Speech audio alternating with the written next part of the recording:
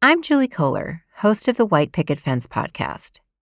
If you've read the opinion section of any newspaper lately, you've probably come across think pieces, panicking about falling marriage rates. They make sweeping claims that getting married will make you happier, healthier, and wealthier. Some even say that getting married is a way to stick it to the elites. I'm not so sure about that. This season on White Picket Fence, we're examining the current marriage panic. We'll go beyond the rosy sheen of love and commitment and expose the darker side to all of this marriage talk and explore what becomes possible when we broaden our imagination around what relationships can look like. Listen and subscribe wherever you get your podcasts.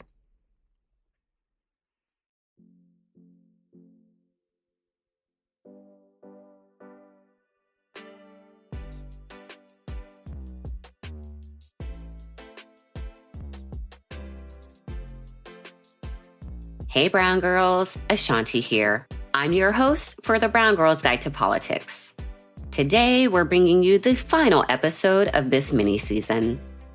In July, we saw a historical decision for President Biden when he announced his drop from the 2024 presidential race.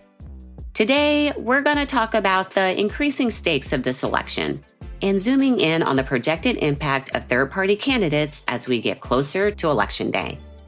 We're excited to welcome back my friend, Rahna Epting, the Executive Director of MoveOn, a liberal grassroots organization dedicated to electing inclusive candidates and pushing progressive policies. Rahna, I am so excited to have you back. Listeners, as you know, when we have a repeat guest, it is because they are really, really good. And Rahna is really, really good.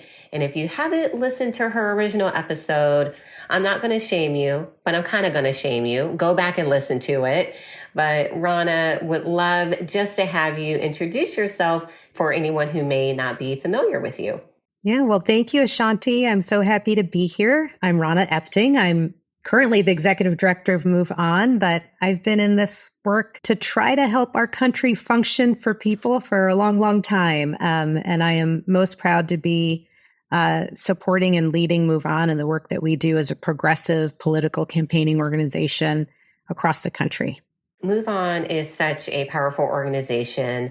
We did our original conversation when you were just coming into your role, which is very exciting.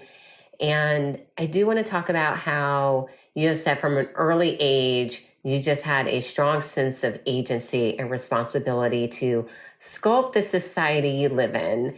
And we know that a key way to do that is through elections and voting for your elected officials. So can you just tell us a little bit more about that sculpting work? Yeah, I mean, I've always had a strong sense of responsibility to my community and to, when I see something not working, to be a constructive agent of change. And that started from a young age. My dad and mom just have zero patience for complaints. And anytime I complained as a young girl, they were like, well, what are you going to do about it? How are you going to change it? How are you going to fix it? And I appreciate that. At the time, it drove me crazy. But I appreciate that. And I think, that applies no matter where we are in our lives in this very complicated world and with a lot of beauty, but also a ton of complicated challenges for us to solve is like, how do we find the agency we have to make it better? And we all have some form of that agency. And I think MoveOn as a national digital first organization with millions of members in every congressional district in the country, one thing we try to do is help people, very busy people who are living their lives, taking their kids to school, working 1 or 2, 3 jobs, giving them the opportunity in a moment to take action with millions of other people so that they can actually have an impact in the decisions that are made that govern our country or the people that are elected into power.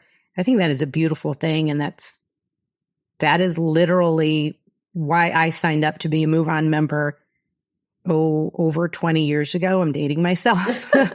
And it's why I've stayed a MoveOn member. And little did I know 20 years later, I'd be the executive director of this organization. I feel you on that one because I didn't know almost 20 years ago when I responded to an email asking me if I would help start the Emerge affiliate in Nevada, that 15 years later, then I would become the first Black woman to lead it. I think it's important for us to share that, though, that you actually can ascend to these positions just by volunteering, just by being a member of an organization.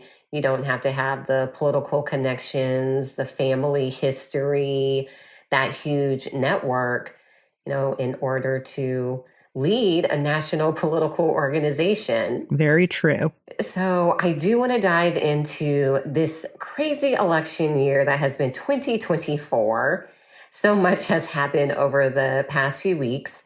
We have had the switch, as I just like to call it, where we did like that. The switch. The switch. We had the switch where President Biden, he did drop out of the race and he endorsed Vice President Kamala Harris to replace him. And even before the switch, MoveOn was heavily involved in the election at all levels. So really just want to get your thoughts on, how have things shifted, maybe not, with your work? And have you seen any new challenges that have emerged when we are on the road to having our first woman president? Well, there she is, the Vice President of the United States, Kamala Harris. Let us fight for the ideals we hold dear, and let us always remember, when we fight, we win. God bless you. God bless the United States of America. What an exciting moment for all of us. I would say the threats that existed before then still exist now. They just might look a little different or act or behave a little different. But when Biden was the nominee, over a year ago, we knew that the Republicans, I would say MAGA Republicans, were hell-bent on setting up any roadblock they could to in front of allowing Democrats to win in November. And that first roadblock was this ridiculous campaign by No Labels, the quote-unquote bipartisan organization No Labels, trying to run a third-party presidential ticket for office. Now, don't get me wrong. I want to be very clear. I think having more choice in our elections is critical and it's important and it's the democracy I dream of and so many of us dream of. But at the national level, we got to deal with the world as it is, not as a world as it should be. And we have a two-party system at the national level. So we saw very clearly right away with our colleagues at Third Way that a third-party presidential candidate, the only thing they would do, because they have no pathway to win, they would get in the way of the Democratic nominee from winning and ensuring Donald Trump was back in office. So long time ago, over a year ago, we were on the case to make that very clear to the press, to voters, to potential candidates that running as a third-party presidential candidate is not going to do any of us any good if you agree that Donald Trump should never step foot in the Oval Office ever again. I agree with you there. I mean, Trump 2.0, it still is real.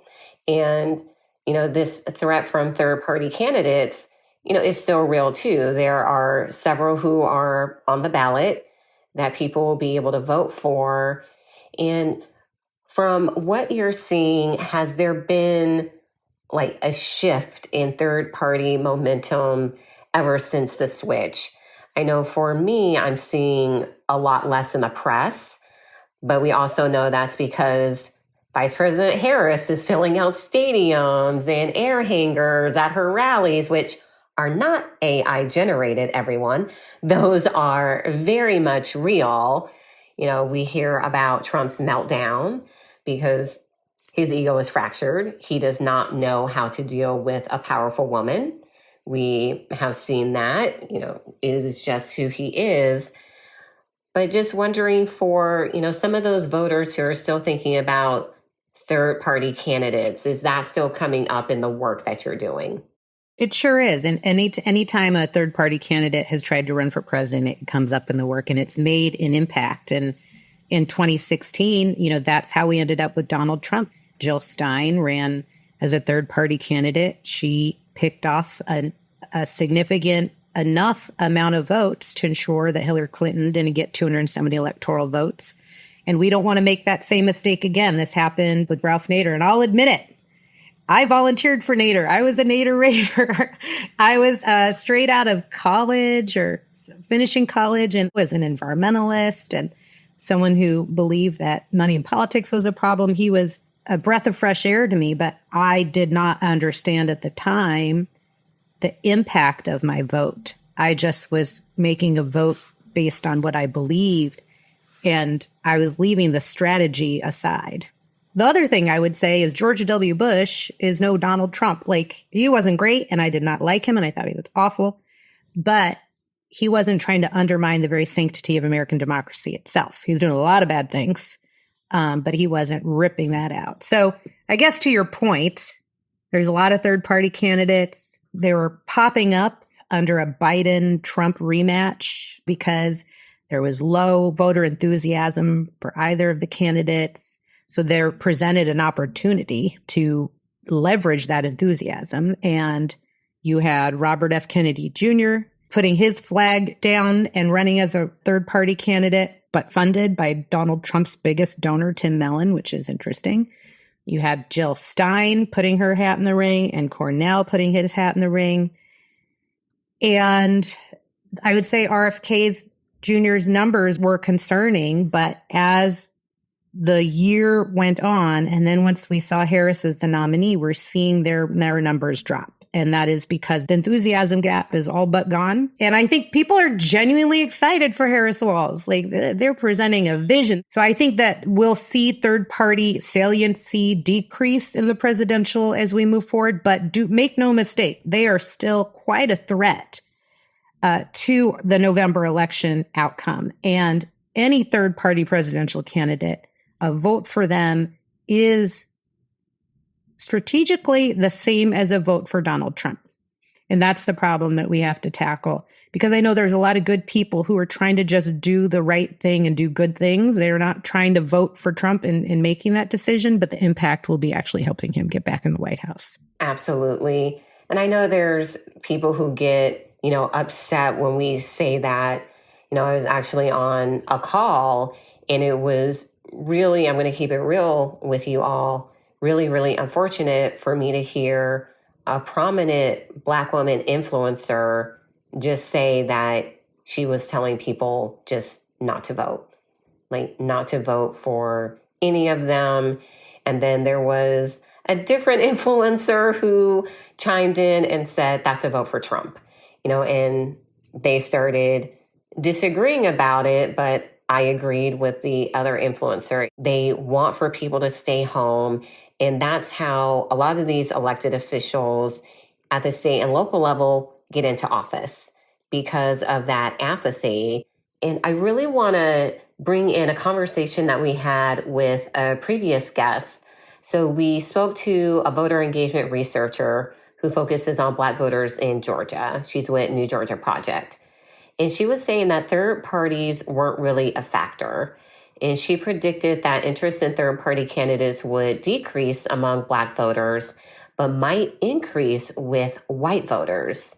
And I wanted to get your take on that, given that we now have the switch. Girl, this election could very well be won or lost on the margins, just like it was in 2020. I think in 2020, Joe Biden won with like a total of 20 to 40,000 votes in key battleground states. And that is, that's a 6% for our Robert F. Kennedy Jr. in some states. That's a 2% for Jill Stein in some states. So it's not to be taken lightly. Mm-hmm. And for the listeners, I really want to put in perspective those numbers that Rahna gave us, 20,000 to 40,000 votes. That's literally, in some states, a couple of votes a district. Like, that is how significant it is. If you look at a district level, the impact people have when they don't vote or they vote third party. So it is real. And I feel I say it every season, but with my work that I do, with women candidates, the hardest calls that I have to make after Election Day are to those candidates who lost by 1 vote, who lost by 10 votes, who lost by 50 votes. It is real. It is so real. So whenever someone says, your vote doesn't matter, believe me, it matters, because I have to make some of the most heartbreaking calls every year because someone thought their vote didn't matter. I love what you said about, yes, we want to have more options. I say it in my work. I'm like, I want multiple women running for a position because that's how you normalize having more women in office, more women as candidates when you see them.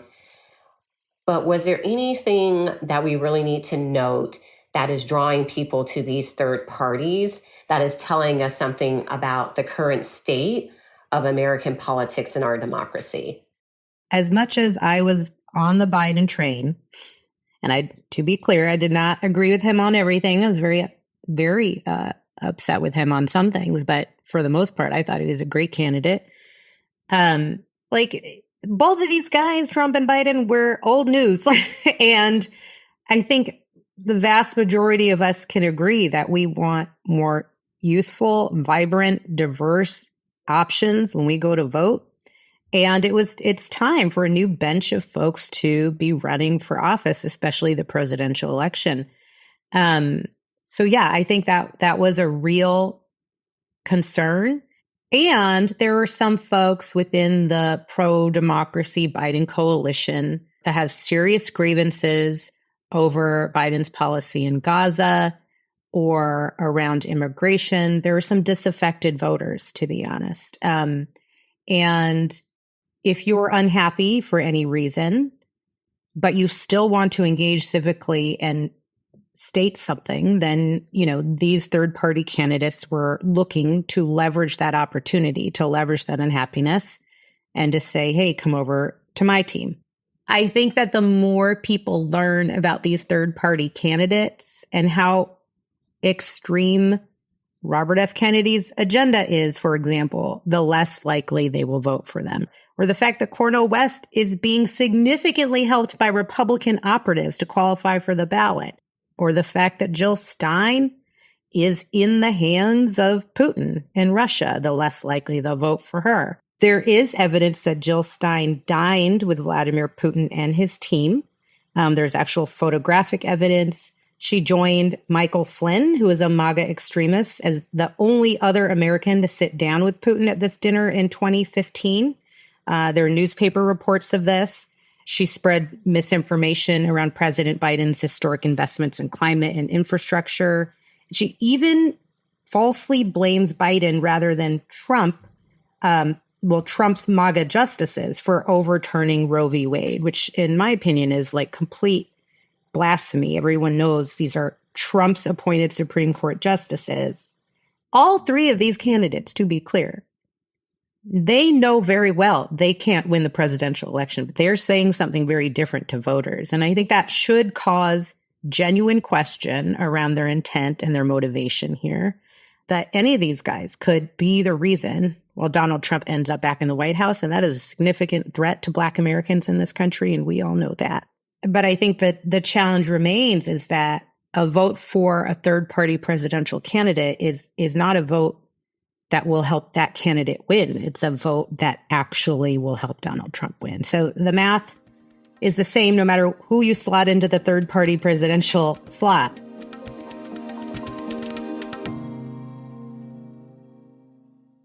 So, Rahna, we know that people, they look at these third-party candidates, they do choose these third-party candidates.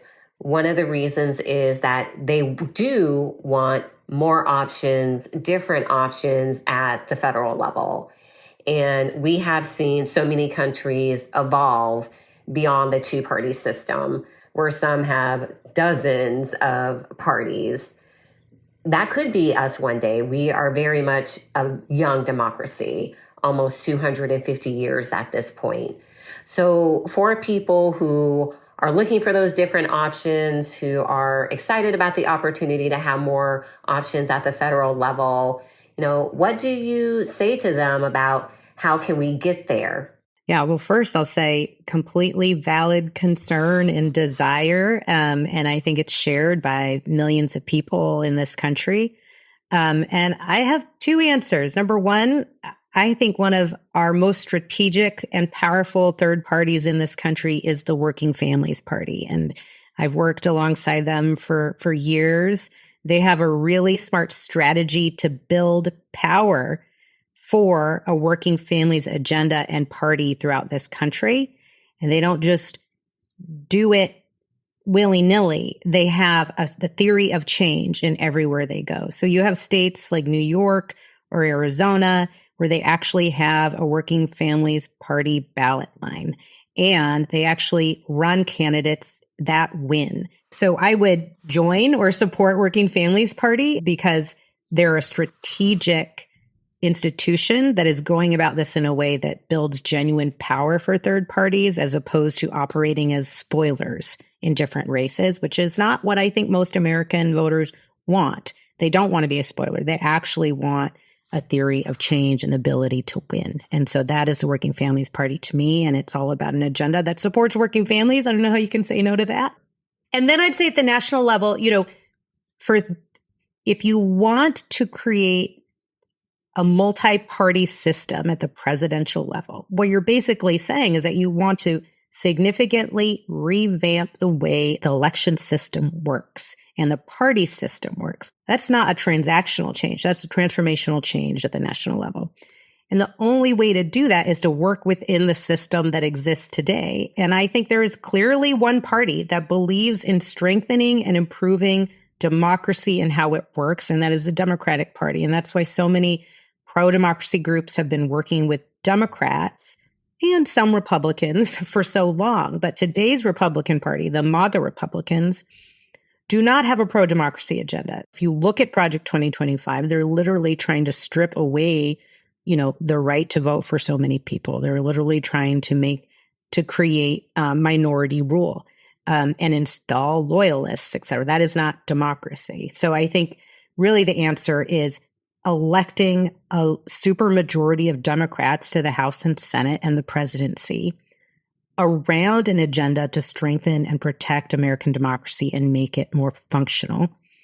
And there are reforms that many Democrats are on their record supporting, like the Electoral College reform, national popular vote, what have you. And there are reforms that would help create multi-party presidential elections. So I think that is the solution. And it's going to take us a while to get there. But there are so many examples of movements that have operated over the course of decades that have then won transformational change to our election system. For example, the right to vote for Black people, the right to vote for women. These didn't happen overnight because somebody got elected and decided they want it to happen. They happened through large-scale movements over time and building that support and energy so that those that were elected in power had no choice but to do it.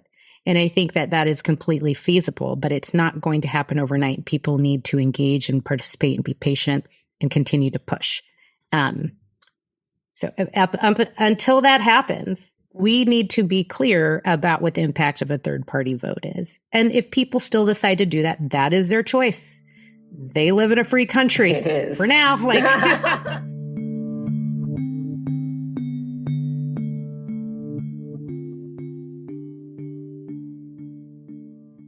So before we close out, tell me, how is MoveOn going to spend the final weeks of this campaign? And for our listeners, if they wanted to get involved and support the efforts, what can they do? Yeah, well, we are doing a ton. We're running our most robust election program ever in our 26-year history. We are 26 years old. That is true. So first and foremost, we designed an election program where anyone, no matter where you lived in the country, could take part in. And that's super important to us because we're a national group. And as someone who grew up in a small conservative town, it's super important to me that we're able to create opportunities no matter where you live to take part and help win in November. So we're driving an at-scale member-driven voter contact program. So we've got MoveOn members across the country. Anyone listening can be one of them who raised their hands and said, I'm going to host a house party regularly between now and Election Day, and I'm going to bring volunteers over, and we're going to write postcards to voters in battleground states. We're going to make phone calls to voters in battleground states. And if we live in battleground states or districts, we're actually going to knock on people's doors and talk to them about voting. And I would say since Harris put her hat in the ring, the volunteer numbers have skyrocketed. We're seeing incredible energy. People are having so much fun knocking doors and making phone calls and writing postcards and having parties and being a community together. So we really invite everyone to join us no matter where you live. There is something that you can do. And then the other thing we're doing is we're asking people to make videos of why they're voting for Harris and Walz and Democrats up and down the ticket. And we help curate those videos, and the ones that test well, we push them out all across people's streams. So people see the actual reality of the fact that people are coming out in droves for Harris and Walz and Democrats, and people all over this country. We are the majority of folks that believe in democracy, that want to strengthen democracy so that it works for people, and that believe in people first policies. The last thing I will say, which is really, really critical work, is we're also doing really important to spread the word and educate voters around these third-party presidential candidates and the impact of that vote so that people actually have the information they need to make the best decision for this country come November. Yeah, so excited to hear about what MoveOn is going to be doing in these next few weeks leading up to Election Day. So many exciting candidates on the ballot, like Harris Walz. So many also down ballot candidates. I always want to remind people, you got to vote your whole ballot. The majority of the elected offices are at the state and local level. Rahna, thank you so much for being you, for everything that you do. Definitely a special thank you for the work that MoveOn has done and Third Way has done to really educate us on these third-party candidates at the federal level. Democracy is on the line. We say that, but we also know with this election, it's even so much bigger than the presidential candidates. It is really about who do we want to be as a country, and we have to vote to make sure that we have that country. Thank you so much, Ashanti. I'm so happy to be here, and I can't wait to win in November. Another critical election year, so let's get it done, everybody. That was Rahna Epting, the executive director of MoveOn. Well, Brown Girls, this is our last episode of the mini season. I hope you enjoyed it, and thanks again for listening. Please take the time to rate and review wherever you listen to your podcasts. It helps us out so much. For more information on the Brown Girls Guide to Politics, check us out at thebgguide.com and on Facebook, Instagram, and X at The BG Guide. This show is produced by Wonder Media Network. You can find them at wondermedianetwork.com.